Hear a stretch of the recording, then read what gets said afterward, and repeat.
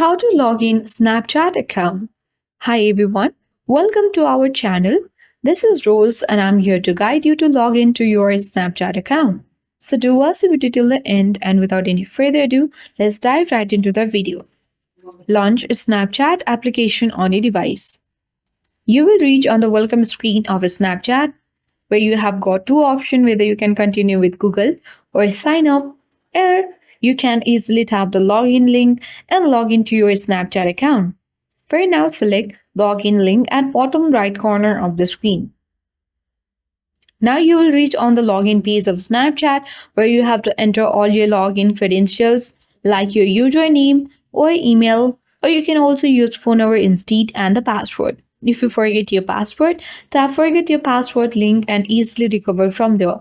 Let's enter all the credentials one by one and tap login button.